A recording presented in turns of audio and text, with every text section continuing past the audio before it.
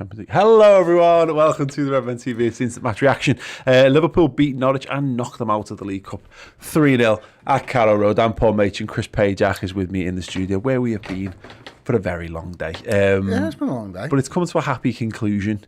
Happy ending, if you will. With Liverpool obviously getting the result that we were looking for. Really, there's a number of players I think we can talk about. We obviously can't do them all here on this show. We'll talk about everyone on the final word tomorrow. But first and foremost, we had a comment in while we were waiting to start from 1982 Obsidian saying, special mention for Morton, who people appear to have glossed over. Looks super composed in the middle of the park. I don't think anyone has glossed over this. If our Twitter mentions, and in fact the entirety of Twitter is awash with Tyler Morton love, and I think it's probably testament to how little attention we paid in the second half. That I thought he was sound, but I'm here all day for people thinking he's the next great Liverpool midfielder, because it's not wrong. We were better in the second half, much better balanced when Tyler Morton came on. Yeah, and that's testament to him, isn't it? Because you think of the midfield three that started. You know, you got Kurt Jones, 50th Liverpool appearance or whatever. You got Naby Keita and you got Oxlade-Chamberlain, three experienced footballers who didn't have the best of the first half. You know, the midfield, Billy Gilmore's running through it at wills at times, and Tyler Morton comes on and settles it. Just settles it all right down, and then everyone. And the mad thing is, I don't even know what formation we were playing, so it's probably not something he's practiced, like sitting and holding while everyone else in front of you goes and flies around, and it's like, how have you studied that shit, mate? Yeah, you're just over there with weight side to side, like balancing it all off and stuff like that. Like, it's crazy. 100%, like an old Game and Watch Mario game. There's probably something that does a little bit of that. Yeah, a little tightrope walker with you've got the long stick and the weights on either side, and he's there just sort of balancing it all over the shop. It was no idea how he's done it, Paul. It was just a good performance all over. I don't think anyone really expected to be talking about Tyler Morton when the team came out, and the good thing about it is that I didn't think he'd even come off the bench. He was out. Well, yeah, we just about guessed that he might be on the bench, but too late to make a card for him for the board. Well, you made a card for him. That's correct. You drew a wonderful stick interpretation of Tyler Morton, who looks identical to James Balaghese as well. But the point is, you know, we were talking about. I photoshopped his head onto Balaghese's body. We talked about where we said Jordan Henderson was probably the sub to come on after about 15 minutes, maybe the second half or something, or, you know, because of half time, you're right, the midfield wasn't right. I don't think, look, we'll talk about Ox in a second, but like, Kurt Jones was fine. I actually think Naby Keita was fine as well. I don't think, you know, I think Kurt was probably the best, even though he was clearly tasked with being more the nominated DM. And he had more of the ball as well because of that, so he's able to show a little bit more that, you know, a bit more involved on the ball, passing, safer options, etc. The obvious change was, well, you got the captain there. Just bring Jordan on and just steady the thing. So when Naby comes off, and now we know, Klopp's talked about this, did he kick the floor in the first half, and he's hoping it's not too serious, but the way it's been covered by a few people of Naby hurt himself kicking grass isn't going to do the legend of Naby Keita any good, by the way. But that's bold from the manager to say, we're taking Naby Keita off, we're going to bring Tyler Morton on when you've got Jordan Henderson, the other recognised defensive midfielder who could quite easily have come on, and you could have pushed Curtis and Oxford. There's two things to read into that, isn't there? There's one, Jordan Henderson's really, really important. He doesn't really want to run him into the ground 45 minutes, etc., especially when Thiago's picked up an injury and going to be out for the rest of the week. And two, he trusts Tyler Morton. That's the other thing, isn't it? Because it's competitive. It's 1-0. You know, it's very easy to make that sub and lose control of the game, when actually we gained control of the game for making the substitution, which is testament to Morton all day. Yeah, absolutely. And let's talk Oxlade-Chamberlain, Chris. It's not a game to remember for Ox. I hope, although that being said, I hope he remembers it, because in so much as he was buzzing with laying the ball in for Takumi Minamino, so that will have done him no end of good in a game where he's toiled a bit. Like I don't think he was everywhere. He worked really hard. He was always eager to have the ball. It wasn't for a lack of trying, and I think we've levelled that at plenty of players who we've dropped into football matches in the League Cup in disjointed sides. That was a kind of performance I've seen a lot of. But actually, you know, he was fine up until the point where he had to do something to be good, and then it all went wrong for him. My hope is that, again, he comes away thinking, okay, well, I know I was in a bit of a hole there, but at least I managed to contribute towards the game, and that's the psychological thing that he takes out of it, because I think if he was to look at his full performance, it was a bit disappointing. Find the good. Yeah, I suppose that's right, isn't it? I think I could sum his performance up in one word for, if you want, rusty. Yeah. And that was it, because you're right, the endeavour was there, the work rate, all that type of stuff was there, the ability to get involved, show up for it, make sure he was a pass for everybody in the midfield, all good, all positives to be taken out of it. But fuck me, his touch wasn't great, his decision making wasn't great, and his final ball or his passing was terrible. Yeah, it was. That's ring rust, isn't it? You know what I mean? And that's it. And I just think everyone got a better handle on things in the second half in general, and whether that was just committing more bodies to attack, because that was the one thing that we got a little bit let down by. Divock a bit isolated, Taki, but it was just, Divock wasn't making the right runs, Taki wasn't quite making the right runs. Kate Gordon's ended up like, go and do everything yourself, you small 16-year-old talented boy, and that's too much to ask of him. Just committing extra bodies to attack helped everyone look a bit more rounded in that second period. And the thing for me, and which is the biggest take home from this game, is Takumi Minamino. And this last 7 days, Takumi Minamino and Divock Origi have been dropped into games, and they have done pretty much all you can ask of them, particularly when they both could have been very rusty. We've seen Divock struggled last season because he was getting dropped into rare isolated games and looking miles off it, and it happened a bit to Taki as well. It's early doors in the season. I don't want to see them disappear into the off to the darker reaches of the squad and not get enough minutes. But you can't really ask more for your backups. No, you can't. And I think of it, I've talked a bit about on the player ratings, but I didn't mention any of this stuff. But I think for me, I think you're in agreement with this. Taki's a really good finisher. Yep. And when he finds a little bit of space in the box, he's just instinctive. He knows where the goal is. He knows how to position his body, etc., etc. And I think they're both fighting for the share, but I also think they're both fighting for their futures. Mm-hmm. Because if Origi comes into these games having just gone through a summer where he probably expected to move on, didn't. No one was interested in him, right? Who's going to be interested in him if he comes in for a League Cup game and plays shit? You know what I mean? Or if when on those rare occasions he drops in. So yeah, he might be fighting for the shirt, but I think he's also fighting for his future. I think Minamino's slightly different in that I don't think Klopp's ready to give up on him yet. Mm-hmm. I think he sees the benefit of having Takumi Minamino around. He's one, I think, who right now is just fighting for his shirt, wants to be involved, wants to show exactly what he can do. Yeah. And I think they both have done well tonight. I wonder whether there's a psychological thing where Klopp's pulled Divock in and having not been involved, and he's looking a little bit down the barrel of his future here and going. To the point, Klopp even mentioned this.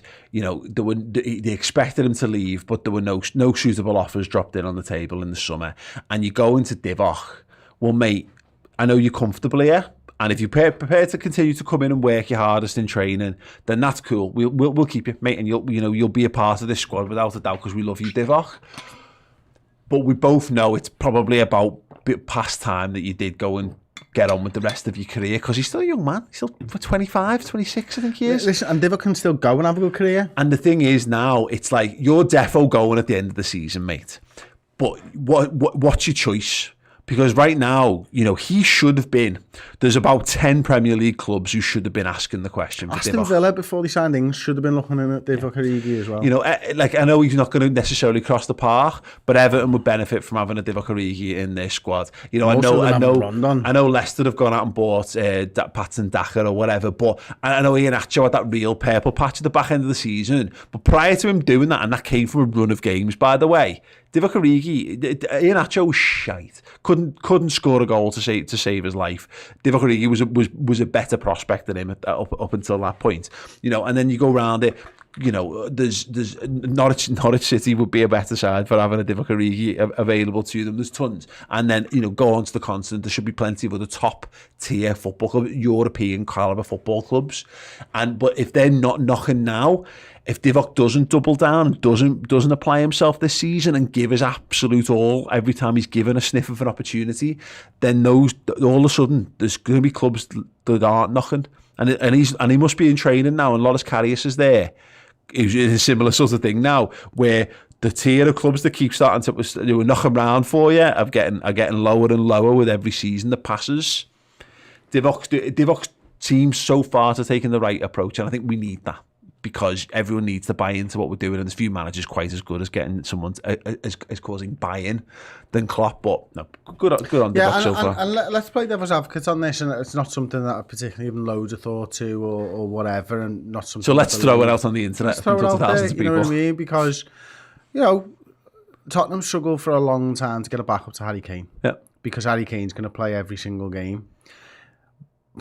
Are we in a better position than they've been, having Divock around? A lad who we know can score goals when he's given those opportunities. A lad who has scored big goals in big games. Tottenham know that.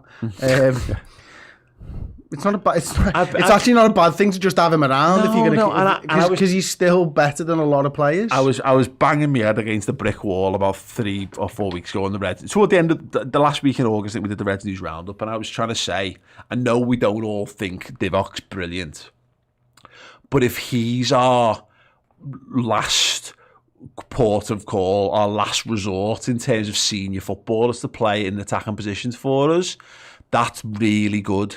Because I know we'd all like him to be another better footballer, but in realistic terms, you can't. It's very hard to have 6 brilliant footballers in attacking positions, because who are you getting?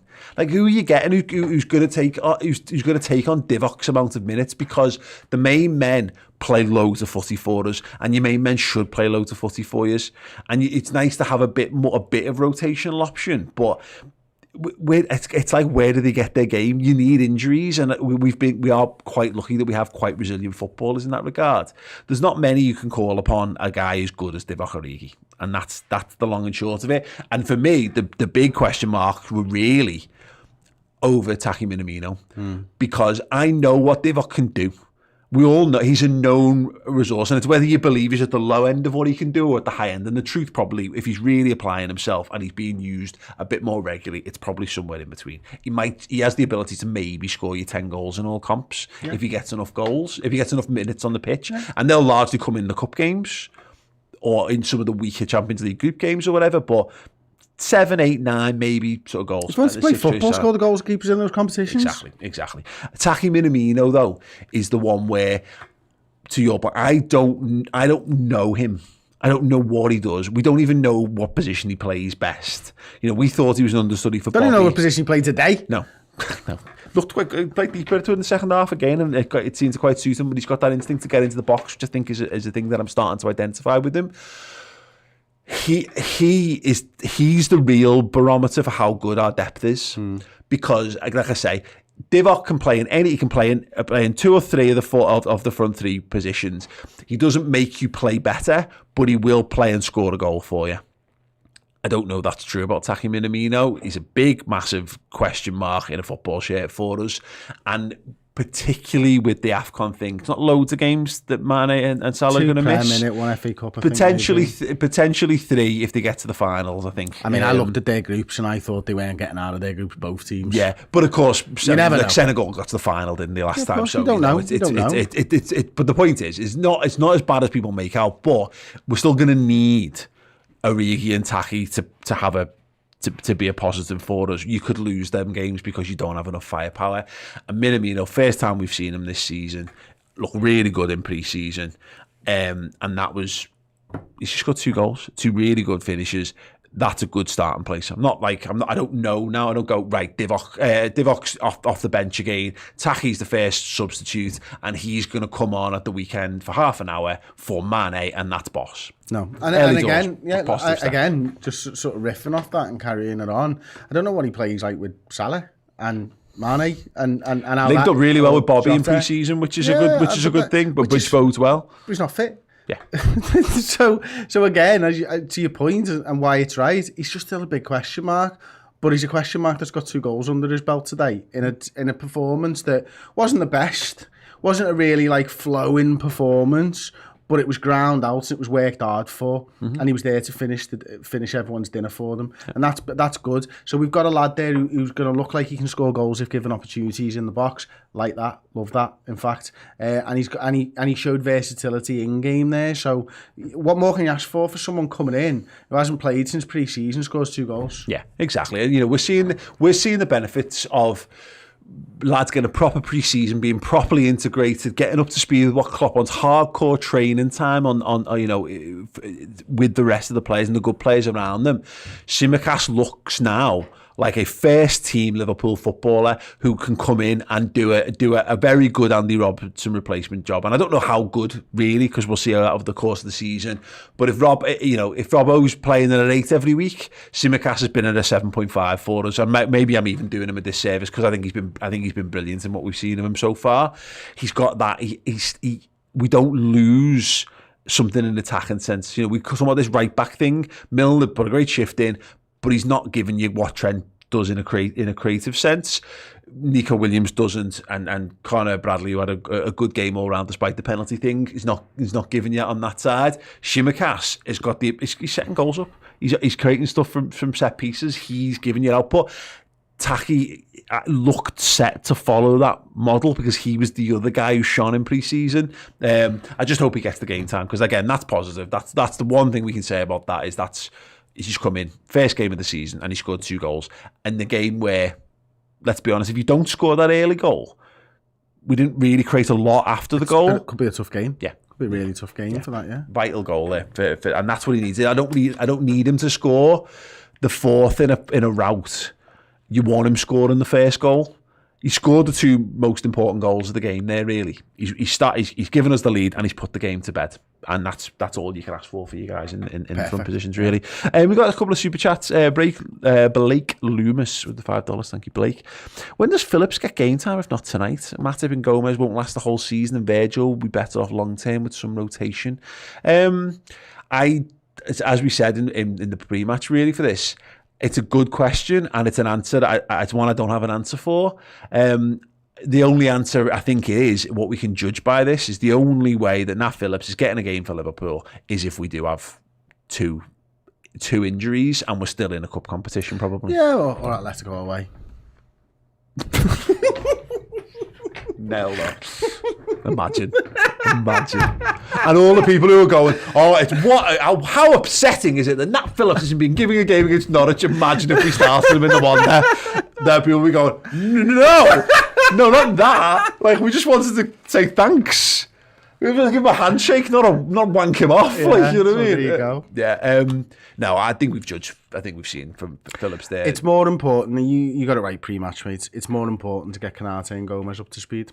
Yeah, and I agree with the Matip and Gomez. I don't necessarily agree on the Gomez thing because there's a chance that he's been a bit unlucky with injuries, whereas Matip just gets muscle injuries a lot and puts him out for a few games, and then he comes back and so on. Whereas Gomez has been unlucky with like breaks and impact injuries and what have you. But to the point, Virgil will be better off with long term with some rotation. He's just had 2 of the last 3 games of football off. We pointed out pre-game, he played in this fixture last season against Lincoln, against a much worse side. Virgil van Dijk started the League Cup 3rd round against Lincoln. What was Klopp doing? Man. What was he doing? Man. Well, we had injury problems at the time. What about Nat Phillips? He was there. Well, yeah, he played alongside Reece Williams, didn't he? Not good enough. Yeah, for the time. It was funny how that changes. But yeah, it's an interesting one there. But this is the point: is that Gomez might not last the whole season, but Gomez has been out for 2/3 of a season or whatever. He needs to get up to speed because, as we said, there's a pecking order. To protect Virgil, we clearly see Gomez and Canate as being better than Phillips. That's just the way it is. There's nothing wrong with that. That's right. That's right. Yeah. They are.